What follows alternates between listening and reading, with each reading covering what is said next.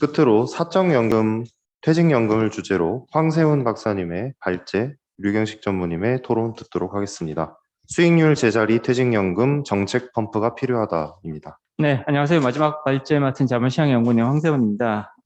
사적연금은 크게 이제 퇴직연금, 그다음에 개인연금 두 가지로 나눠지고 있습니다. 근데 퇴직연금 쪽에서의 역할 확대가 빠른 속도로 이제 커지고 있다, 이렇게 평가를 해볼 수가 있고요. 향후 역할이 계속해서 커질 가능성이 높은 영역이 바로 이제 퇴직연금 제도라고 볼 수가 있습니다. 따라서 이 부분에 대해서 조금 더 많은 관심을 가질 필요성은 있을 것 같아요. 물론 이제 현재 퇴직연금이 시장은 꽤 많이 커져 왔습니다. 이게 2005년도에 퇴직연금 제도가 이제 처음으로 도입이 되는데, 그러고 나서 성장세는 상당히 빠르다라고 평가를 해볼 수가 있습니다. 보면 작년 연말 기준으로 봤을 때는 이미 250조가 넘는 규모로 커져 왔으니까 사실 상당히 빠른 속도인 건 분명하고요. 그리고 현재 2030년 정도 되면 700조 원을 상회할 것으로 전망을 합니다. 굉장히 빠른 속도로 커지고 있는 거죠.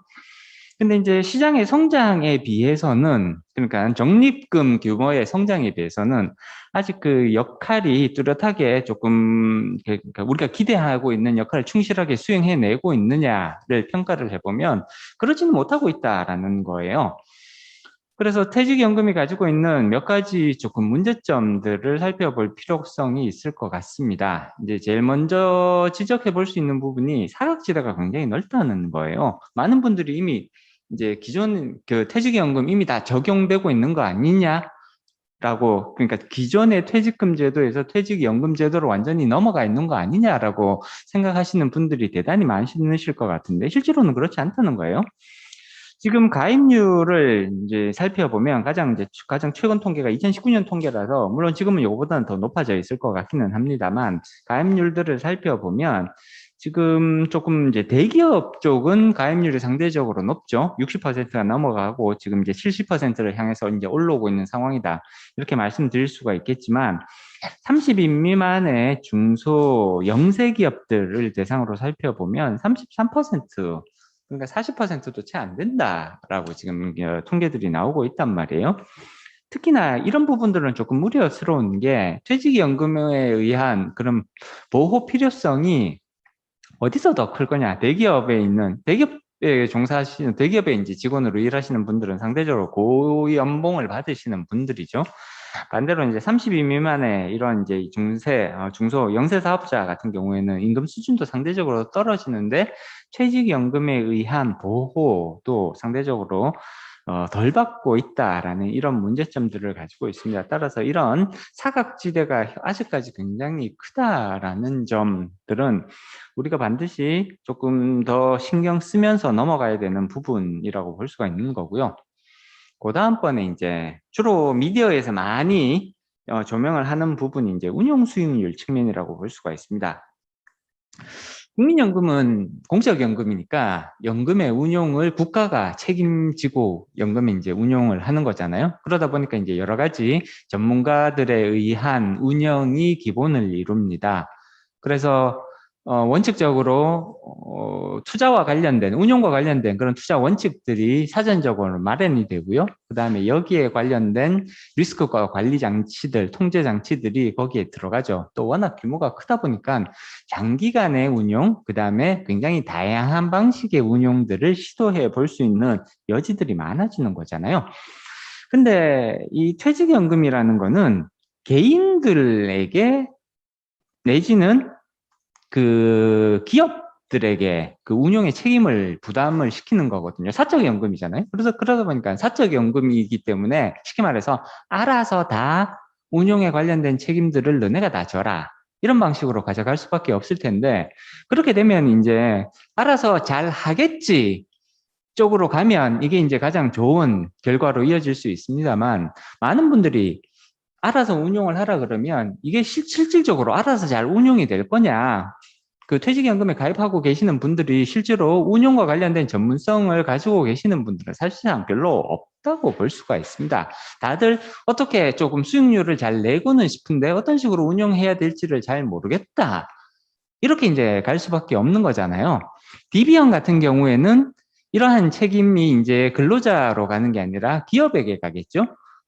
그럼 기업에게 이러한 책임을 부담을 시키면 그럼 기업은 알아서 잘 할 수 있느냐? 예를 들어서 그 회사가 금융회사다. 이러면 얘기는 좀 달라질 수 있습니다만 대부분의 기업은 금융 내지는 자산 운용과 관련된 전문성을 전혀 가지고 있지 못합니다.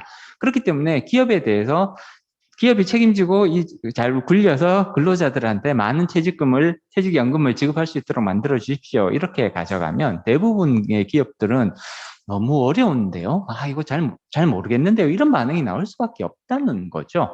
그렇기 때문에 사적 자치의 원칙이 존중되는 영역이 퇴직연금이기는 합니다만 그런 사적 자치에 맡겨만 두면 그러면 결과는 어떻게 되느냐?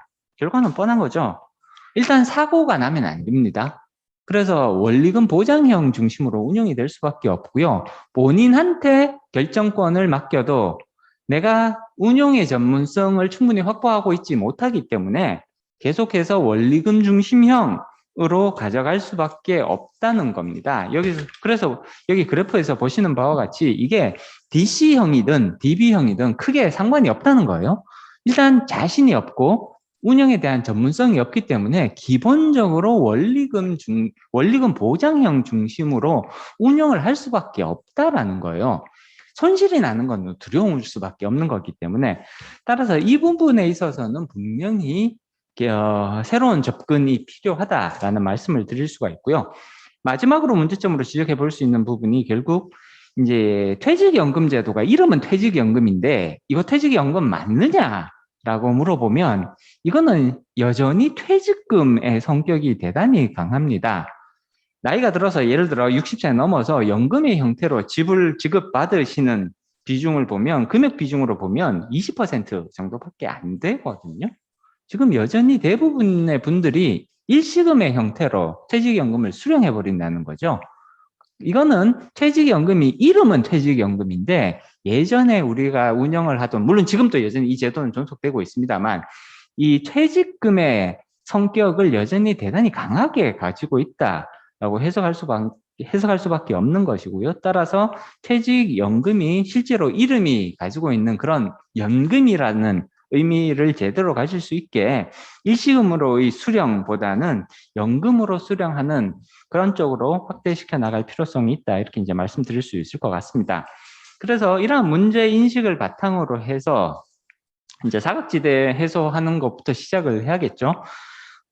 지금 제도적으로는 2022년부터는 국내 모든 사업장에서 퇴직연금 도입이 의무화되어 있습니다. 제도적으로는 그런데요. 근데 실질적으로 퇴직연금을 전환하지 않아도 과태료를 부과한다든지 그런 불이익은 전혀 없거든요. 기업들도 이미 이 내용들을 다 인식을 하고 있단 말이에요. 발표가 되었을 때 2022년부터는 의무화가 된다. 그럼 전환 안 하면 어떻게 되느냐? 전환 안 해도 불이익은 없다. 이제 이게 다 기업들도 알려져 있는 거기 때문에 사실상 2022년부터 제도적으로 의무화된다고 하더라도 이게 실질적인 의무화를 의미하는 것은 아닙니다. 물론 이제 기업들은 여기에 대해서 좀 부담이 있죠. 특히나 영세 중소기업들은 여기에 대한 부담이 상대적으로 더 크다고 볼 수가 있습니다. 그렇기 때문에 조금 이런 부분들에 대해서 유예 조치를 더 두어달라 뭐 이런 식의 이제 요청이 계속해서 들어오고는 있습니다만 이게 결국은 근로자들에 대한 우리 국민들의 노후 보장에 있어서는 굉장히 중요한 역할을 담당할 수 있는 영역이기 때문에 이 부분은 조금 더 적극적으로 의무화가 그러니까 실질적인 의무화가 될 수 있도록 가져가는 부분이 필요하다고 봐야 될 것 같고요. 그 다음에 이제 앞서 수익률과 관련된 부분들을 말씀드렸는데 중소기업 퇴직연금 기금 제도가 내년 4월부터 이제 시행이 될 예정입니다. 그래서 작은 중소기업들, 그러니까 영세 사업장, 30인 이하의 영세 사업장에 대해서 여기서 근로하시는 이제 근로자분들, 그 다음에 그 기업 하시는 분들, 기업의 입장에서 봤을 때 이거를 이분들한테 알아서 잘 관리하세요. 라고 말씀을 드리게 되면 이건 그 결과는 너무나 명확하다는 거죠. 그리고 국민연금과 퇴직연금의 수익률을 비교를 해보면 국민연금이 공적연금임에도 불구하고 수익률이 훨씬 더 높게 나오거든요. 따라서 이런 부분들을 감안을 하면 중소기업 퇴직연금 기금이라는 거는 그 필요성은 충분히 인정이 된다. 물론 현재 퇴직연금 제도가 자율적인 선택에 의해서 운영이 되고 있죠. 이미 그러니까 개인들 내지는 기업들에게 그 자율권, 재량권을 이미 부여한 상태이기 때문에 이거를 국민연금처럼 강제저축 방식으로, 강제연금 방식으로 전환하는 거는 아마 쉽지는 않을 것 같습니다. 좀 무리가 있을 것 같습니다. 그렇기는 하지만 중소기업 퇴직연금 기금이라는 이런 제도 도입이 이미 시작이 됐고, 이런 제도가 좀 확장성을 가질 수는 있지 않을까라고 충분히 예상을 해볼 수 있는 거거든요. 그렇기 때문에 퇴직연금을 운용하는 방법에 있어서 현재와 같이 계속해서 개인 또는 기업들에게 재량권을 부여하는 방식을 이제 충분히 생각해 볼 수는 있겠지만, 국민연금이 운영되는 방식과 비슷한 방식을 부분적으로나마 조금 도입을 해서 조금 확대해 나가는 방안은 우리가 충분히 생각해 볼 수 있다는 거예요, 이거는. 그래서 그 부분에 대해서 조금 드릴 필요가 있을 것 같고요. 그리고 나머지 지금 이제 발표 자료에 포함된 내용들은 주로 민간에 의해서, 쉽게 말해서 개인과 기업들이 수익률을 제고할 필요성이 있는데, 이러한 수익률 제고를 위해서 우리가 추가적으로 더 고민해 볼 수 있는 부분이 무엇이냐에 관련된 부분입니다. 그래서 좀 전까지 말씀드렸던 거는 국민연금과 같은 그런 이제 약간의 공적인 성격을 가진 주체를 통해서 퇴직연금을 운영하는 방법, 이걸 부분적으로 우리가 생각해 볼 필요성이 있다라는 말씀을 드리는 거고요. 마지막으로는 현재와 같이 이제 민간 재량권을 가지고 운영을 하는 부분에 있어서는 결국은 그 기업들이나 그 개인들, 근로자들의 전문성이 한계가 있기 때문에, 운용에 있어서의 전문성이 한계가 있기 때문에 이런 것들을 일정 부분 운용의 전문성을 가진 주체들에게 위임을 하는 방식으로 가져갈 필요성이 있다라는 겁니다. 그래서 말씀드리는 부분이 퇴직연금의 거버넌스에 있어서 기금형 방식으로 중심으로 전환하는 그런 모습들을 생각을 해볼 수가 있을 것 같고요. 네, 그 다음에 디폴트 옵션이라고 보통 많이 부르게 되는데 사정 지정 운용 제도입니다. 보통 이제 지정을 하라 그러면 그 퇴직연금을 그 운용하는 방법을 지정을 하라 그러면 개인들은 거기에 대해서 특히 가장 중요한 부분이 손실이 났을 때 거기에 대해서 굉장히 큰 거부감이 있는 거거든요. 그렇기 때문에 손실 안 났으면 좋겠다라는 말씀을 제일 먼저 하세요. 근데 꼭 손실 회피도 상당히 중요한 의미가 있기는 합니다만, 이 위험이라는 게 체계적인 방식으로, 계획된 방식으로 위험이 이렇게 접근하게 되면 결국은 일정 수준의 위험을 감수하더라도 평균적인 개념으로 놓고 보면 수익률은 더 높게 나올 가능성을 충분히 예상해 볼 수가 있는 거거든요. 그렇기 때문에 좀 전에도 말씀드렸듯이 체계적인 방식, 그 다음에 사전에 계획된 방식으로 충분히 이제 추가적인 위험이 관리될 수 있는 것들을 생각을 했을 때 디폴트 옵션의 도입, 당연히 생각해 볼 필요성이 있다라는 거고요. 그 다음에 DB형에 있어서는 1인 방식의 운영, 그 다음에 적립금 투자 계획서, 이것도 이제 사전적인 계획 방식인 거죠. 이런 부분들을 조금 더 고민해 볼 수 있다라는 말씀 드릴 수 있고요. 마지막으로 연금화, 앞서도 말씀드렸듯이 이게 이제 일시금, 퇴직금 방식으로 여전히 운영되는 비중이 높다고 볼 수 있습니다. 따라서 연금화를 더 강화시킬 수 있는 방향으로 제도 개선, 정책적 지원이 이루어질 필요성이 있다라는 말씀 드리면서 마무리 짓도록 하겠습니다. 고맙습니다. 네, 감사합니다. 사적연금인 퇴직연금의 역할 확대가 필요하고 이에 대한 정책적 지원이 필요하다는 말씀이었습니다.